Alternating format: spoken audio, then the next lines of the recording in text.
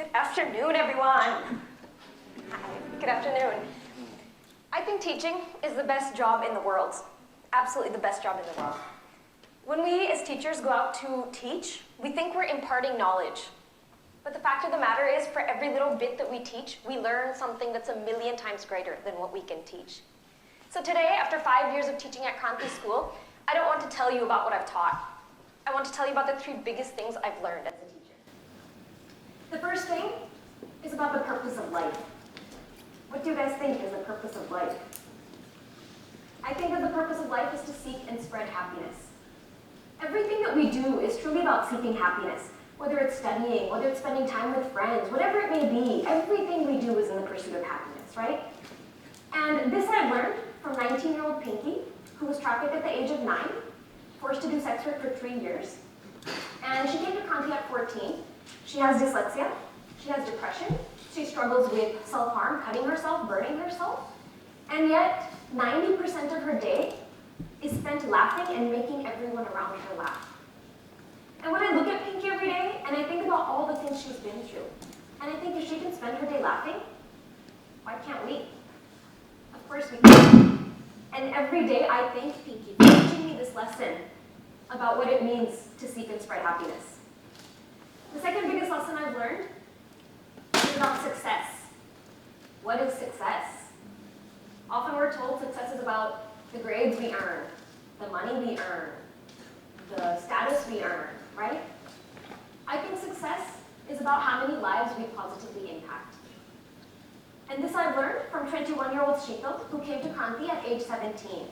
Her mom was a bar dancer and sex worker, and she grew up her entire life in Manipura. She only went to 4th grade and 7th grade, and she never went to school after that. She came to Kranti, and we kept putting her in personal classes, individual tuition. We tried to get her through 10th, 12th, and she kept failing, and she kept failing, and she kept failing. So finally we quit with academics, and we said, let's take a break on that. And we decided to pursue her passion, which is drumming. She's really into drumming. So we applied to music schools all over India, and nobody would accept her. They said she doesn't speak English, she hasn't passed 12, she's not going to fit in, she's too lower class. So then we said, that's fine, and we applied abroad. So we applied to 2 music schools in the UK and 2 in the US. She was accepted to all of them, and she won a 9-month scholarship to go study music in Washington. After that, she returned home to India, but the most incredible thing was, what she does now is she works as a music therapist. So she uses the djembe, the West African drums, to work with children, marginalized children, who would never get to hold a drum if it wasn't for Sheetal. So she works with kids who are mostly the children of sex workers, children of migrant laborers, and children from slum communities. And now, I measure success. The definition of success to me is the smile on Sheetal's face when she's drumming, and the smile on those faces of the kids who are holding a drum for the first time. And every day, I'm grateful to Sheetal for having taught me what success really means. The third biggest lesson I've learned is about what it means to live a meaningful life. What do you guys think a meaningful life is? Is it about your cars? Is it about your phones? What is it about? I think that a meaningful life is only lived when you start thinking beyond yourself and living for other people. This I've learned from all the sex workers that I've worked with over the past 5 years. I think everyone can agree they have one of the hardest jobs in the world. But all of them wake up and they go to work every single day, not because they do it for themselves, but because they're living for somebody else. They go to work every day because they want their children to study in English schools, because they want their kids to have an office job, because they want their kids to get out of Kamatipura and have a home somewhere else besides the red light area. They want safety and happiness for their kids. I'm so inspired by the sex workers that I meet. Some of them who sacrifice their entire lives just to work for other people. There are so many sex workers and women who are trafficked into this red light area who have no family, nobody to look after them, and when they die, literally they'll be laying on the street and nobody will come help them. And it is the sex workers who go out and help them take care of their bodies, perform the rituals, cremation, that kind of thing. And honestly, sometimes when I look at these sex workers, I honestly think she lives a much more meaningful life than I do.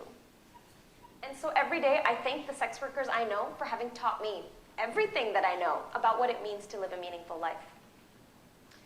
Now you're probably wondering what on earth a woman with an Arabic accent is doing in a red light area in Mumbai, correct? So yes, I grew up in America my entire life, and I lived the American dream.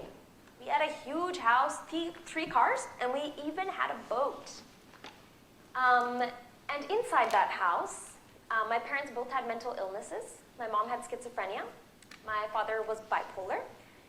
And my entire childhood was characterized by abuse and domestic violence. The only memories I have of childhood, my earliest memories, are of my parents trying to burn each other with irons, while my sister and I tried to find places to hide. As we got older, we didn't understand who to help or what to do in those situations, and I kept standing, frozen, watching my parents fight, thinking, is this success? Is this happiness? Everyone said you just need a house and you just need some cars. Well, we have all that. Why is nobody happy?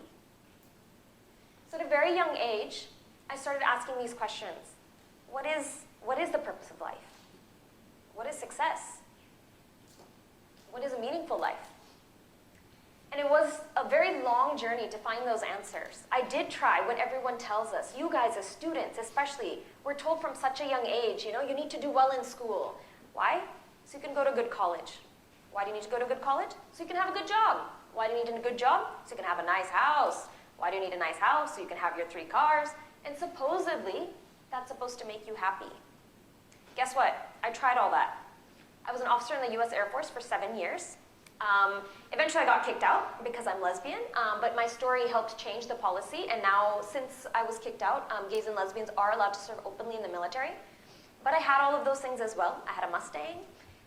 It didn't bring me happiness at all. It took exploring the world, volunteering in NGOs, traveling 100 countries, and finally ending up in the brothels and red light areas of Mumbai that I found these answers. So I just want to leave you guys with one request.